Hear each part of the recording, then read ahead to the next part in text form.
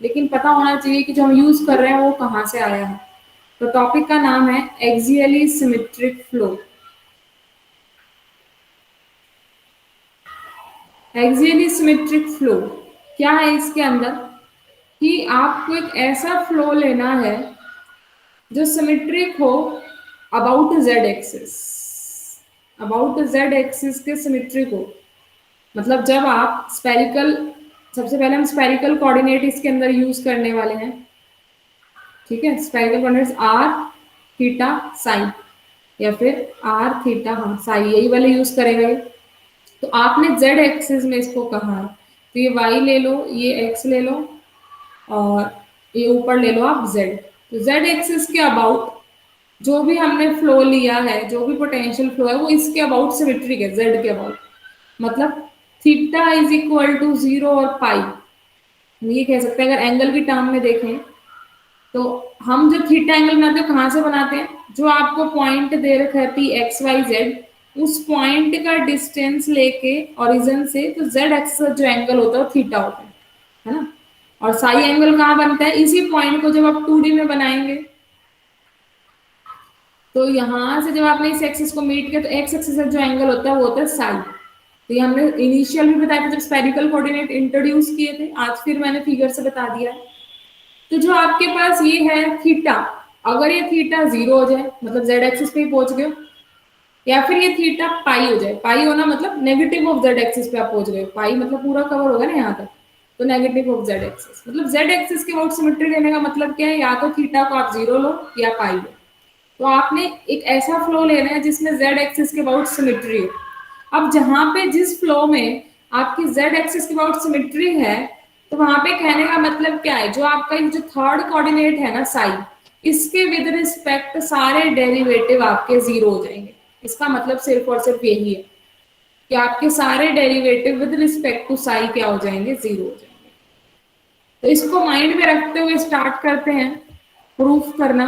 क्या इक्वेशन यहाँ से बनेगी, क्या उसका सॉल्यूशन निकलेगा, उसको देखते हैं। तो हमें पता है किसी भी फ्लो के लिए इक्वेशन ऑफ कॉन्टिन्यूटी तो हमेशा होल्ड करती ही करती है। तो इक्वेशन ऑफ कॉन्टिन्यूटी लिखिए, क्या होती है equation of continuity, divergence of q is equal to 0। अगर हम कोई भी इनकम्प्रेसिबल फ्लो ले रहे हैं, स्टडी फ्लो ले रहे हैं, तो उस केस में divergence q is equal to 0 हमारी इक्वेशन ऑफ कॉन्टिन्यूटी बनी थी। तो हम एज्यूम करके चल रहे हैं कि हमारा स्टडी फ्लो है, इनकम्प्रेसिबल फ्लूइड है, ठीक है। तो डाइवर्जेंस क्यू होता क्या था, किसी को याद है कर्वीलिनियर कोऑर्डिनेट जब हमने किए थे इनिशियली, तो वहां पे डाइवर्जेंस क्यू की क्या वैल्यू थी आपकी, कुछ ऐसी थी, 1/h1 h2 h3। यस, करली वन, और यहाँ Q1 के साथ पहले के साथ h2 h3 लिखवाया था, करली बाय करली बीटा, यहाँ लिखवाया था h1 और h3, h2 वाला रह जाएगा, और जो थर्ड आप गामा वाला लिखोगे उसमें h1 h2 q3 is equal to यहाँ क्या है, 0। तो जब हम स्पेरिकल कोऑर्डिनेट में चल रहे हैं, तो स्पेरिकल कोऑर्डिनेट में h1 h2 h3 की वैल्यू क्या होती है,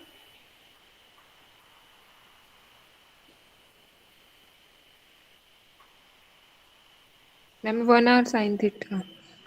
yes, 1 r, r sine theta, यही पढ़ी थी आपने। तो इसको यहाँ पे पुट कर दीजिए क्योंकि हमारे यहाँ पे स्पेरिकल कोऑर्डिनेट्स है। तो जब हम यहाँ पे पुट करेंगे हमारे पास क्या बन जाएगा, देखो 1/r² sign theta, curly bye, अब यहाँ पे जो अल्फा है वो आर चल रहा है, बीटा थीटा चल रहा है, और साई वाला तो शायद मुझे लिखने की नीड ही नहीं है क्योंकि कर्ल बाय कर्ल साई अभी हमने बोला था 0 हो जाएगा, तो ये तो हटा ही दें, इज इक्वल टू 0। यहाँ अंदर क्या है, h1 h3, तो h1 1 है, h3 r साइन थीटा है, और ये हो गया q थीटा कंपोनेंट, और ये क्या हो गया h2 h3 देखे तो r² साइन थीटा बन गया, r into r sine theta which is r² sine theta, और Q1 क्या बन चुका है आपके पास, QR बन चुका है, ठीक है। तो ये हमने इक्वेशन ऑफ कॉन्टिन्यूटी लिखी है in case of spherical coordinate where we have symmetry about z axis, curl by curl सही हमने 0 लिया है। अब अगर मैं यहां से साइन थीटा कॉमन ले लूं, क्योंकि r के विद रिस्पेक्ट डेरिवेटिव है तो कोई फर्क नहीं पड़ेगा, ये एज ए कांस्टेंट बन रहा है, और यहां से मैं क्या कॉमन लूं, r, यहाँ से मैं आर कॉमन ले सकती हूँ क्योंकि यहाँ पे थीटा के विद रिस्पेक्ट डेरिवेटिव है, तो ये कांस्टेंट ट्रीट हो रहा है। तो अगले स्टेप में हम यही करेंगे, थोड़ा सा मॉडिफाई कर रहे हैं हमारी इक्वेशन को, क्योंकि जो आपके नोट्स में वो ये वाली इक्वेशन लिखी है जो अब मैं लिखूंगी। तो पहले इसके साथ इसको मल्टीप्लाई करते हैं और साइन थीटा लेते हैं बाहर। तो साइन थीटा बाहर आया फर्स्ट केस में, r square sine theta curly by curly r, r square q r, sine theta तो बाहर आ गया। अब अगले वाला लो, पहले इसके साथ लो, 1/r² साइन थीटा बाहर से अंदर आया है, इस आर को हमने बाहर ले लिया, अंदर बचा curly by curly theta sine theta q theta is equal to 0। अब देखिए साइन से sine theta cancel, 1/r² curly by curly r, r square q r plus 1/r sine theta curly by curly theta sine theta q theta is equal to 0। देखो एक बार notes में क्या equation number 1 यही लिखी हुई है आपकी, डायरेक्ट यही लिखी होगी आपकी, देखो यही है मैम। ठीक है। तो ये इक्वेशन इस तरीके से निकली है इसके अंदर, तो डायरेक्ट नहीं आप इस तरीके से करके चल सकते, ठीक है। अब इसके बाद हम ये भी जानते हैं, हमने ये भी अज्यूम किया है कि हमारा मोशन भी इरोटेशनल है, ठीक है। तो इरोटेशन मोशन में क्या होता है आपके पास, q is equal to minus del phi, motion is of potential kind.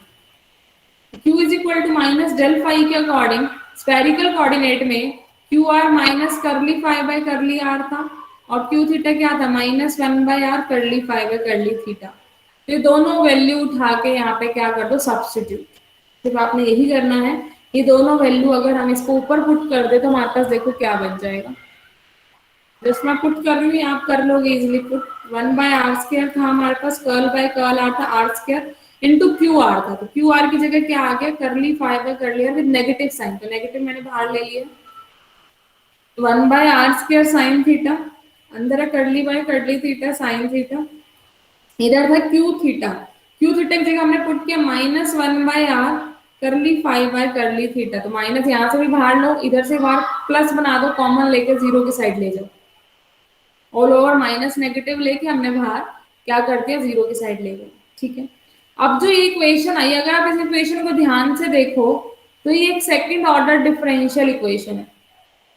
अगर मैं इसको अंदर ले जाऊंगी, इसका डेरिवेटिव करूंगी, करली 2 5/करली r² बनेगा u इंटू वी रूल से। तो ये कहीं ना कहीं हमारी उसी टाइप की इक्वेशन बन गई है जो हम पीडी के अंदर लास्ट सेमेस्टर जो आपका पार्शियल डिफरेंशियल इक्वेशन की बुक थी, उसमें आपने इन टाइप के इक्वेशन के बहुत सारे सॉल्यूशन निकाले थे आपकी फर्स्ट यूनिट में।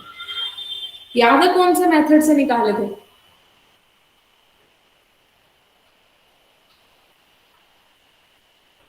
पढ़ा है आज तक separating the variable method? Yes ma'am, एक बार इसको जिसका भी निकालना है उसको उन सब का फंक्शन मान के और ऐसा कुछ। यस, हमें फाई का सॉल्यूशन निकालना है, तो फाई को हमने मान लिया r of r theta of theta, ठीक है ना, कैपिटल थीटा ले लो। ये दो ही तो फंक्शन आर और थीटा ही तो चल रहा है, बस यहाँ पे कन्वेंशन के लिए हमने नेगेटिव साइन भी लिया है। हमारी मर्जी, कांस्टेंट है, मैं हम नेगेटिव साइन ले लूंगी तो एडजस्ट हो जाएगा अंदर अपने आप ही। तो ये मैंने सॉल्यूशन मान लिया कि इस फॉर्म का आएगा, let solution be of the form -r of r theta of theta. तो जो हमने सॉल्यूशन माना है, इसको जब हम वापस ऊपर पुट करेंगे, यही करते थे, जो माना है उसको पुट करो और एक तरफ r वाले कर लो, एक तरफ थीटा वाले सारी कर लो राइट हैंड साइड। फिर हम क्या करते थे कि दोनों तरफ तभी इक्वल हो सकती है अगर ये सम कांस्टेंट के इक्वल होंगे, तो वो कांस्टेंट हम चूज करते थे एक एक करके, एक बार ग्रेटर देन जीरो, एक बार लेस देन, एक बार इक्वल टू जीरो। या फिर स्पेरिकल और सिलेंड्रिकल केस में तो हम फिक्स्ड कांस्टेंट ही ले लेते थे, कुछ हमने ऑलरेडी सोच रखा था कि हमें यही कांस्टेंट लेना है, ये कांस्टेंट लेने से ही हमारी इक्वेशन बनेगी जिसका हमें सॉल्यूशन पता है ना। तो हम कुछ वैसा ही प्रोसेस यहाँ पे करने वाले हैं। तो इसको अब हम वापस सब्स्टिट्यूट करने वाले हैं इस इक्वेशन के अंदर, तो सब्स्टिट्यूट करते हैं।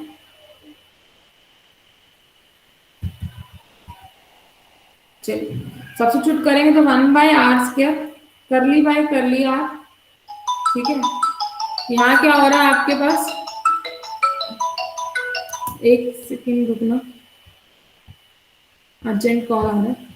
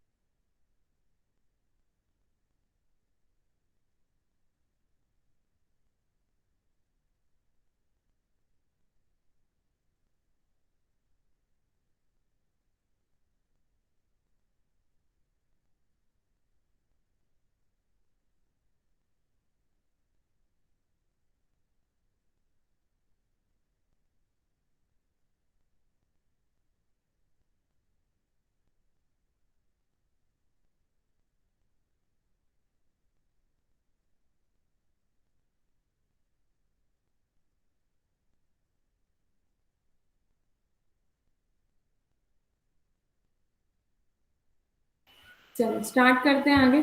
तो हम क्या कर रहे थे, इसके अंदर सब्स्टिट्यूट कर रहे थे, है ना। तो सब्स्टिट्यूट करेंगे अब हम इसके अंदर, तो यहाँ पे क्या आ गया आपके पास, आर स्क्वायर करली 5/करली आर हमें चाहिए था यहाँ पे।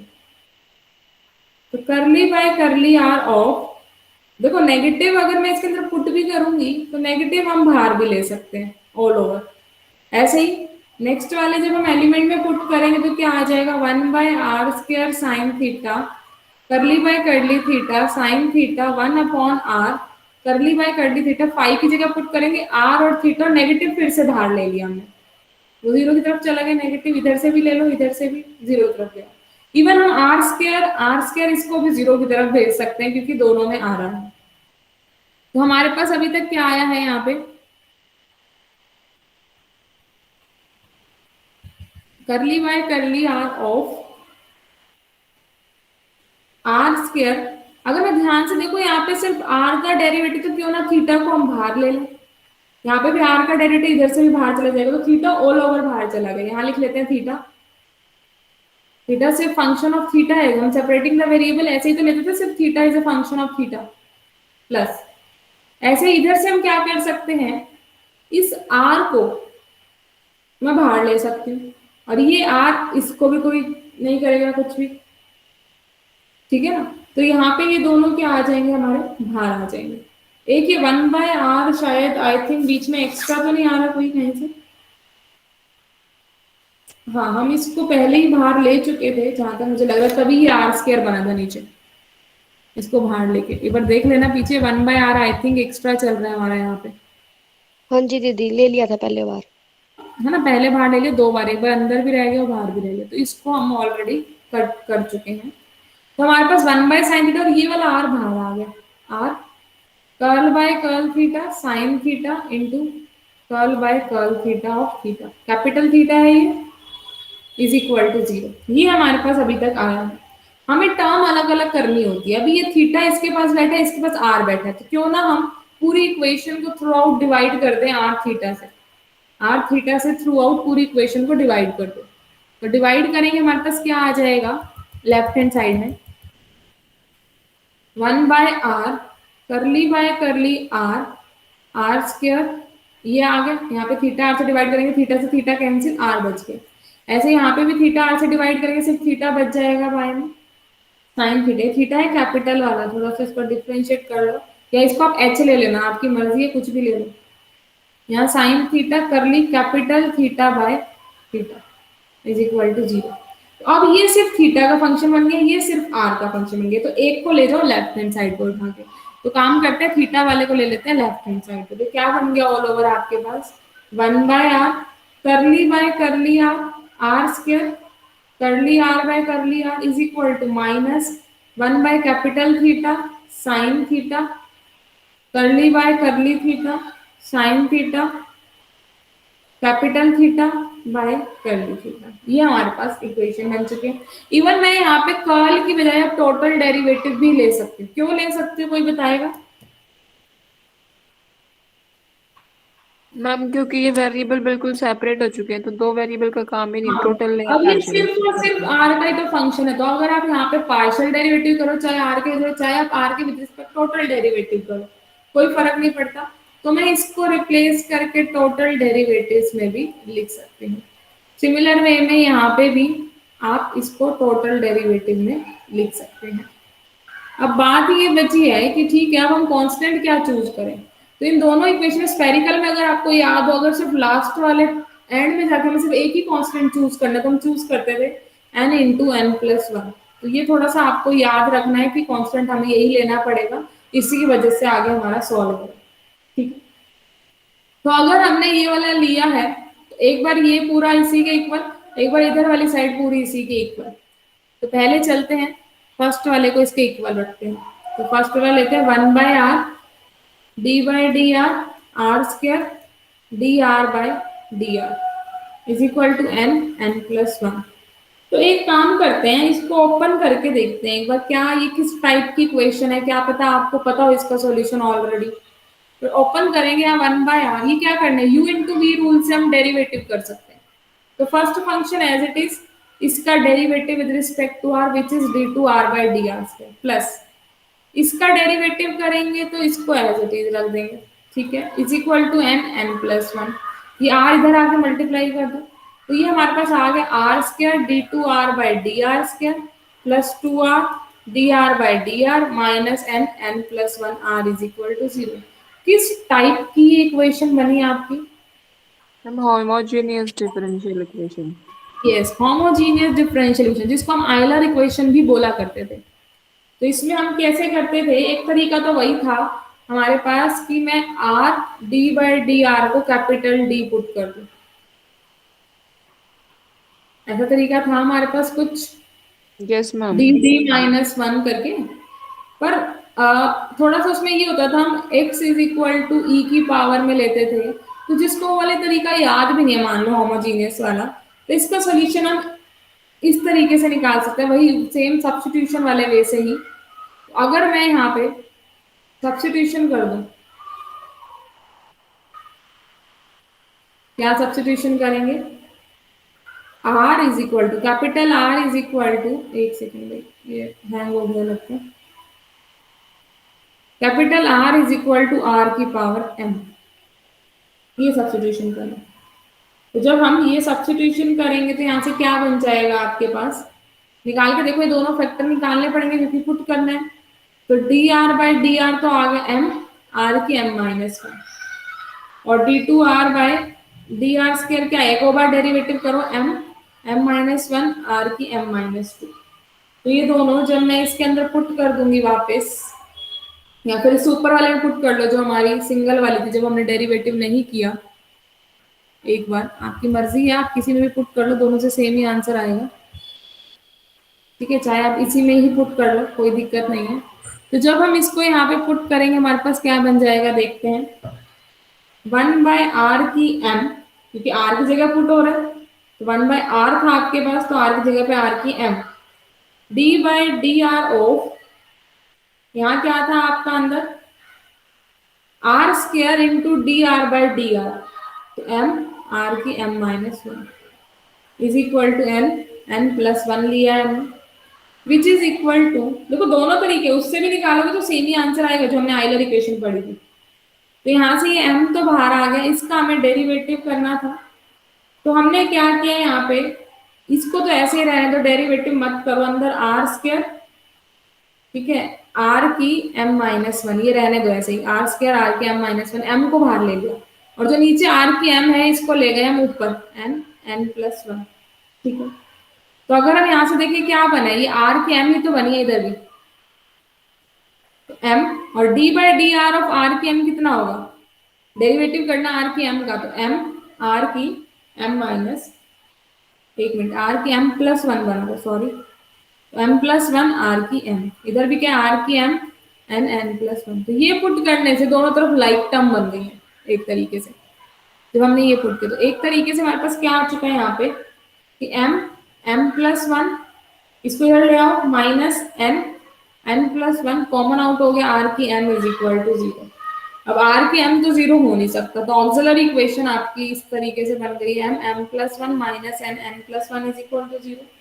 यहाँ से आप इसको सॉल्व करेंगे अगर, m² plus m minus n² minus n is equal to 0, which can be written as, देखो क्या लिख सकते हैं इसको हम, अगर आप इसको खुद से एक बार सॉल्व करके देखना, क्या ये इसके इक्वल लिखा जा सकता है, ब्रेक कर दिया हमने m-n, अगर मैंने देखा यहाँ पे जब मैं m को n पुट कर रही हूँ, it is its solution, m is equal to n put करने पे ये 0 के ही इक्वल आ रहा था, तो m is equal to n एक सॉल्यूशन है, और इस पूरी इक्वेशन को n से डिवाइड करके देखो यही आएगा कि m-n को मैं किससे मल्टीप्लाई करूँगी ये आ जाए, तो आप क्या करके देख लेना, m-n से इस इक्वेशन को डिवाइड तो यही आएगा। तो हिट एंड ट्रायल मेथड से हमने इसके फैक्टर देख लिया, नहीं तो एक और तरीका भी इसके फैक्टर देखने का, क्वाड्रेटिक इक्वेशन है, क्वाड्रेटिक इक्वेशन के फैक्टर कैसे देखते हो, है कुछ फॉर्मूला, डिस्क्रिमिनेंट से भी देख लेते हैं। हाँ बस उसी से देख लो, m हमारा यहाँ पे मेन है, m निकाला तो m², यहाँ पे m का कोफिशिएंट 1 और ये होगी कांस्टेंट टर्म की तरह एक तरीके से, तो क्या होता था formula m is equal to minus b plus minus root d b square minus 4 a तो हो गया 1 और c हो गया ये पूरा बाय में 2a। तो इस तरीके से भी आप निकाल सकते हो। ठीक है, दोनों तरीके हैं आपके पास करने के लिए। तो एक तरीका तो सीधा ही दिख रहा है कि m is equal to n put करने पे 0 है, तो क्यों ना हिट एंड ट्रायल ही हम यूज करें जिससे हमारा इजीली निकल ही गया। क्यों हम इतना लंबा करें अपने आंसर को। ठीक है, तो यहाँ से हमें m की 2 वैल्यू मिल गई है। m की तो वैल्यू निकालनी थी, हमने अननोन जो माना था r की पावर m माना था r को। ठीक है, तो हमारे पास m की जो 2 वैल्यू आई है वो हम लिखते हैं क्या क्या आ गई है।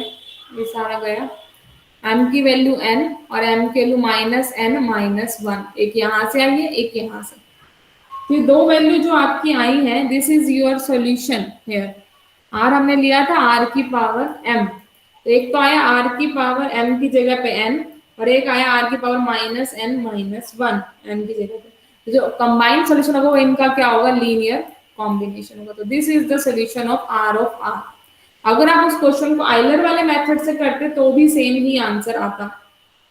करके देख सकते हो ट्राई। उसमें क्या करते हैं हम डी बाई डी आर को डी डी बी माइनस 1 कुछ इस तरीके से D two by d are और डी बाई डी आर को डी पुट करोगे।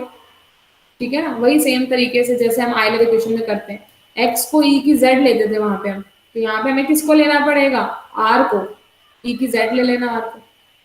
तो इसको सॉल्व करने के बाद आपका आंसर जो आएगा इसी तरीके का आएगा, सेम आंसर आएगा। ठीक है, तो you can try by your self, जो आपको ठीक लगे, जिस मेथड से आप आर ऑफ आर का सोल्यूशन निकालना चाहते हैं आप उसी से निकाल सकते हैं। ठीक है, अब बची बारी थीटा की। थीटा के लिए कैसे करें हम। थीटा वाली इक्वेशन अगर मैं लिखूं equal to n n plus 1, तो उस इक्वेशन पे हम बढ़ते हैं। क्या थी थीटा वाली इक्वेशन आपकी आई, minus capital theta sine theta d y d theta sine theta d capital theta by theta is equal to n n plus 1। ये इक्वेशन आई थी आपके पास। तो इस इक्वेशन को सॉल्व करने के लिए आपको यहाँ पे क्या सब्स्टिट्यूट करना पड़ेगा। देखो वहां पे तो हमें सब्स्टिट्यूट करना पड़ा था r की पावर m कैपिटल R को। तो ये भी वैसे तो आप देखोगे इस टाइप की आपने इक्वेशन वहां पे तो पढ़ी थी, पीडीएफ हमने डायरेक्ट सॉल्यूशन देखे थे इस टाइप की इक्वेशन के। ये इक्वेशन जो लेग्रांज इक्वेशन बनती थी, लेग्रांज इक्वेशन, जिसका सॉल्यूशन जो pn cos थीटा टाइप का बनता था, लेकिन वो आया कहाँ से तो इसमें डिटेल में गलत है। तो कब निकलेगा, जब आप cos थीटा को u पुट करोगे, cos थीटा को u पुट करोगे। यही तो होता था लेग्रांज में pn u where u is equal to cos theta. तो पुट करके देखते हैं। एक तो हमें डी बाई डी थीटा की वैल्यू चाहिए, तो कैसे निकालेंगे डी बाई डी थीटा की वैल्यू। देखो डी बाई डी थीटा को मैं ये लिख सकती हूँ, d u by d theta into d by d u लिख सकते हैं ना। डी यू से d u cancel, d by d theta ही तो बनेगा। तो डी यू से ऊपर मल्टीप्लाई, डी यू से नीचे multiply. D u by d theta की वैल्यू कितनी आएगी, डेरिवेटिव करो, कॉस थीटा का derivative minus sine theta into d by d u. तो डी बाई डी थीटा की वैल्यू यू की टर्म में ये निकली आपकी।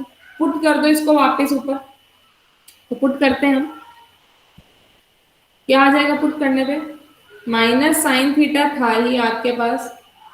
ठीक है, यहाँ पे हमें क्या करना था, एक बार मैं अगर दोबारा से ऊपर वाली इक्वेशन देखूं तो आप देखना, एक मिनट में दोबारा से इक्वेशन ही लिखती हूँ फिर पुट करती हूँ।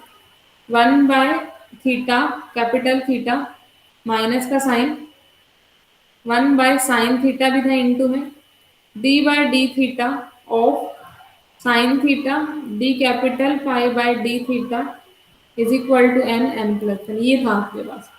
तो इसमें मैं पुट करना, तो क्यों ना पहले हम इसको उस साइड ले जाके मल्टीप्लाई कर दें और इस माइनस के साइन को भी उधर ही ले जाओ। तो क्या आ जाएगा आपके पास, d by d theta of sine theta d by d theta capital phi is equal to n n plus 1 capital five sine theta. Multiply कर दिया उधर ले जाके, नेगेटिव पड़े रहने दो, कोई दिक्कत नहीं है। तो हमें पुट करना था डी बाई डी थीटा को minus sine theta d by d u. तो डी बाई डी थीटा को जब मैं पुट करूंगी minus sine theta d by d you, यही बन गया। अंदर रह गया साइन थीटा डी फाइव की वैल्यू हमने यहाँ पे कुछ भी नहीं ली है, तो फाइव ही चल रहा है डी थीटा अभी तक। ठीक है, तो डी बाई डी थीटा की वैल्यू हमने ली है, कितनी ली है, minus sine theta d by d u. तो minus sine theta d by d u put कर दी।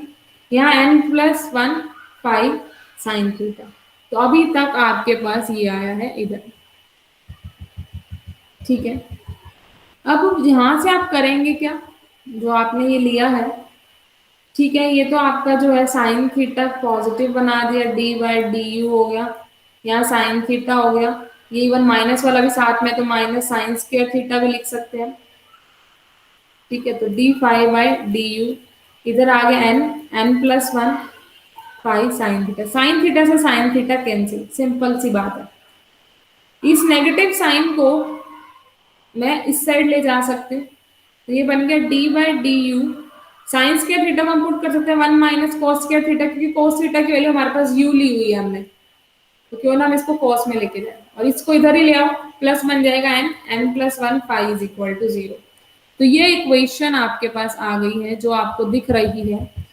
ये इक्वेशन जो है ये और कुछ नहीं है, ये लेग्रांजे इक्वेशन ही है, D by d you 1 minus you square करली फाइव बाई करली यू, जिसने स्पेशल फंक्शन पढ़ा होगा आज तक तो उसको याद आ गया होगा कि ये लेग्रांज इक्वेशन ही है। और जो इसका सॉल्यूशन था वो क्या होता है आपके पास, पी एन यू। तो जो हमारे पास सॉल्यूशन निकला है कैपिटल पाई, वो क्या निकला है, पी एन यू निकला है, वेयर पी एन यू क्या है, पी एन कॉस थीटा। वैसे तो साथ में क्यू एन भी आता था, लेकिन फाइनाइट सॉल्यूशन बनाने के लिए हम क्यू एन को तो हटा ही देते थे, ठीक है। तो p n cos theta is the required solution of phi. तो कंबाइंड सॉल्यूशन क्या बना, आर का सॉल्यूशन निकाल लिया, फाई का सॉल्यूशन निकाल लिया, मतलब थीटा का, ये थीटा है, कैपिटल वाला थीटा था जिसको मैंने बीच में फाई पुट कर दिया था। तो फाई आर थीटा का आंसर निकालता है which is minus r of r capital theta of theta. क्या आंसर आया, minus r of r is a n r की n plus b n r की माइनस n+1, और इधर आ गया पी एन कॉस थीटा। तो this is your required answer of किसका, एक्सियली सिमेट्रिक फ्लो का। अगर हम देखें इक्वेशन ये बनेगी, हमारे पास सोल्यूशन ये आएगा उसका, ठीक है। लेकिन आपका इस आर्टिकल का कोई यूज नहीं है, यूज किस चीज का, जो अब मैं निकालूंगी उसका, इस आर्टिकल के बाद जो अब मैं चीज निकालने वाली हूँ उसका यूज है आपका। तो हम क्या निकालने वाले हैं, हम निकालने इसे एक्सियली सिमेट्रिकली फ्लो में अगर हम यूनिफॉर्म फ्लो की बात करें, एक टर्म आती है आपकी यूनिफॉर्म फ्लो। यूनिफॉर्म फ्लो क्या होता है, कभी किसी ने कुछ इस नेम से ही आइडिया लग रहा हो या फिर कुछ पढ़ा हो इसके बारे में?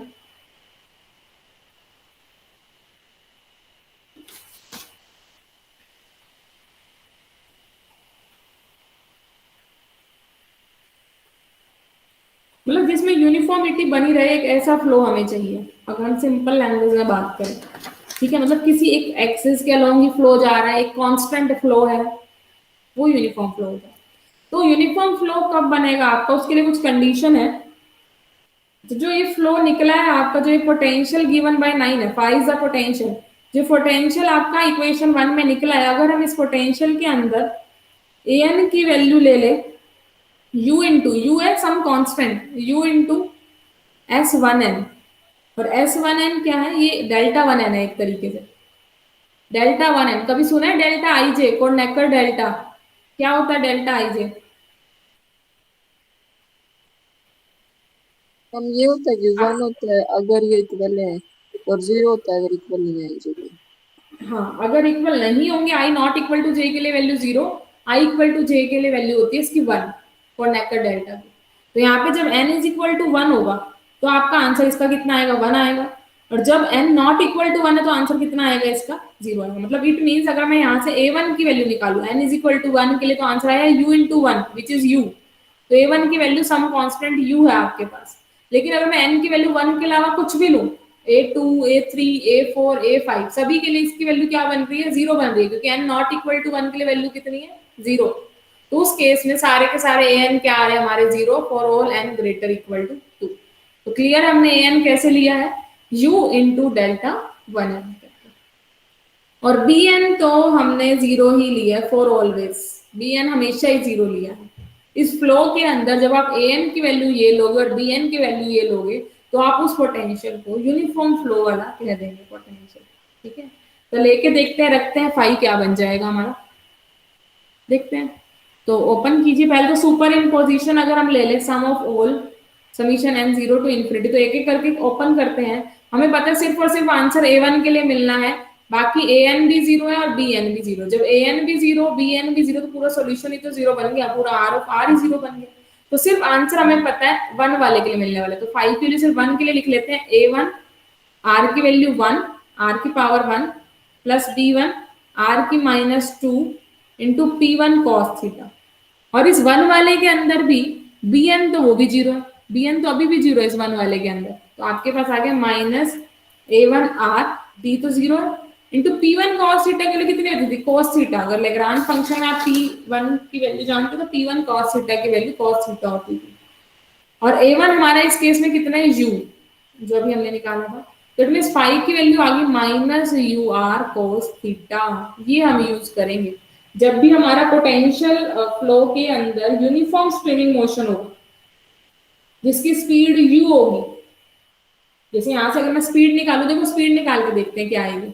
फाइव से वेलोसिटी निकालो, वेलोसिटी क्या होती है आपके पास माइनस डेल्टा फाइव, यही होती है। लेकिन पहले इसको कन्वर्ट करो, आर कॉस थीटा क्या होता है स्पेरिकल कोऑर्डिनेट में, Z, z is equal to are cos theta. जब आप इसका माइनस डेल फाई लेंगे, माइनस इसका डेरिवेटिव करेंगे अगर हम, तो सिर्फ विद रिस्पेक्ट टू z में ही आएगा। डेल फाई निकालना मतलब curly by curly x phi plus curly by curly y phi plus curly by curly z phi, ठीक है ना। इसी तरीके से कुछ आएगा आपका। तो अगर हम इसका डेरिवेटिव देखें, डेल फाई ले रहे हैं हम, एक मिनट, आई जे के साथ जो भी आता है वो आप देखेंगे, तो क्या आ जाएगा आपका डेरिवेटिव सिर्फ और सिर्फ z वाली डायरेक्शन में कितना आएगा माइनस यू। तो minus u derivative minus sine बाहर है तो ये आ गया minus minus plus u k cap, सिर्फ के वाले कैप के डायरेक्शन में आया है आपका, z एक्सिस के अलॉन्ग आया है।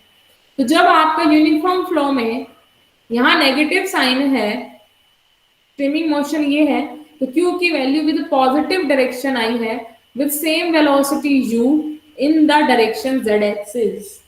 तो आपके पास क्या है यूनिफॉर्म स्ट्रीमिंग मोशन जो होता है वो विद स्पीड u चलता है along the direction of z axis और the axis theta is equal to zero. जो हमने इनिशियल दिखाया था theta is equal to zero वाली ही z एक्सिस होती है, ठीक है। तो यूनिफॉर्म फ्लो के केस में आपने फाई की वैल्यू हमेशा यही लेनी है जो यहाँ पे आपको दिख रही है, ये अपने दिमाग में बिठा लो वैल्यू। ये वैल्यू आपने कभी भी अपने माइंड से नहीं निकालनी है। इस पूरे सेक्शन में हम फाई यही लेके चलेंगे जब भी आपका यूनिफॉर्म फ्लो और मोशन के अंदर हम पोटेंशियल काइंड फ्लो ले रहे हैं, तो फाई की वैल्यू आपको यही लेनी है। क्लियर हुआ है? Yes ma'am. तो जो इतना सारा आज हमने किया है, पेपर में तो चांसेस है 10 to 20% की वाला आर्टिकल आएगा, 10 to 20 ओनली, ज्यादा नहीं कहूंगी। तो आर्टिकल आने के चांसेस सिर्फ इतने ही है, लेकिन जो इस आर्टिकल से रिजल्ट निकल गया है सबसे लास्ट यूनिफॉर्म फ्लो वाला, ये इक्वेशन आपके लिए इंपॉर्टेंट है। तो ये कहाँ से आई है ये बताना बहुत जरूरी था, इसलिए आर्टिकल कराया। लेकिन जो कल आर्टिकल होगा वो डायरेक्ट 16 मार्क्स में आपका पेपर में आता है। अगले 3 आर्टिकल आने वाले जो हैं उन तीनों में से कोई भी एक क्वेश्चन आपका पेपर में आएगा डायरेक्ट 16 मार्क्स में 101%। इन 3 आर्टिकल से आपका ये वाला सेक्शन कंप्लीट होगा, ठीक है। तो नेक्स्ट आने वाली क्लासेस हो सकता है एक दिन में पूरा एक आर्टिकल भी कंप्लीट ना हो, क्योंकि इतने बड़े बड़े आर्टिकल है वो वाले। तो कोशिश करना इस वीक कोई भी ऑफ ना करे, लाइव क्लास ही अटेंड करें, तो आपके 16 मार्क्स कंफर्म हो जाएंगे इस वाले पेपर के, ठीक है। तो ज्योति आज आपने डायरेक्ट शायद थर्ड सेक्शन देखा तो कुछ समझ आया?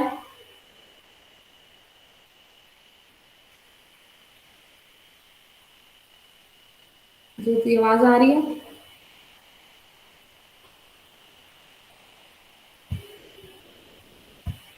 वो शायद नहीं, लैपटॉप कर दी शायद।